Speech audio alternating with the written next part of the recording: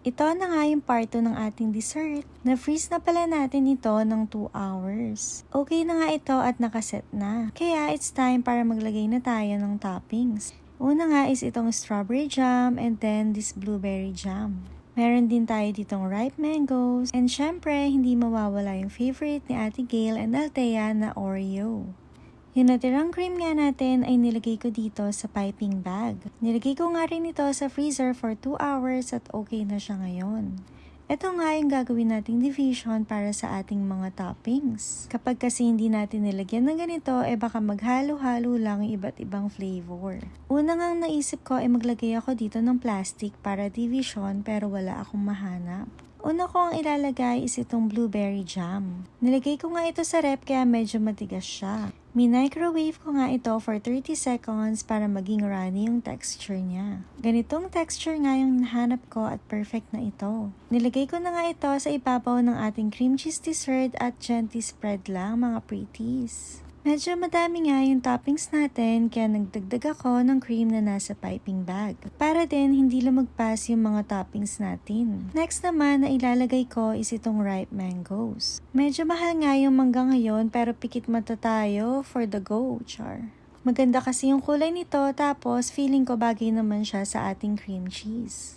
Next naman na inilagay ko is itong strawberry jam na nabili ko sa Dally's. Nasa 69 pesos lang yata ito at meron din siyang buo-buong strawberry sa loob.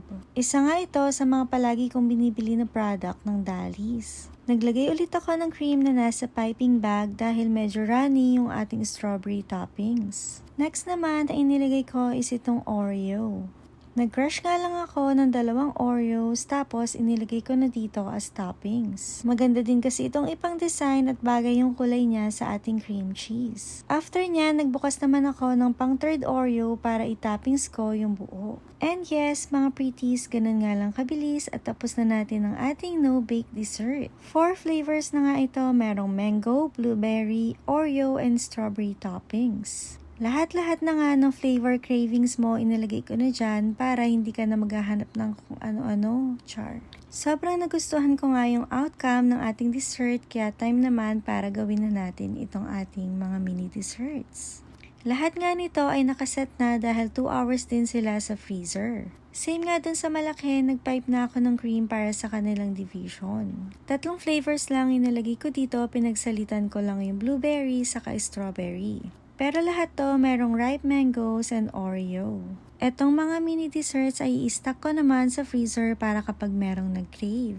Yung iba naman is ipapa-take out ko kila mami saka sa mga sisters ko. Favorite din to ni Sir Amo kaya dapat may stock kami sa freezer nito. Bagay na bagay din to ihanda sa Christmas, New Year, Valentine's o kaya birthdays. Kasi perfect naman ito kahit sa anong occasion.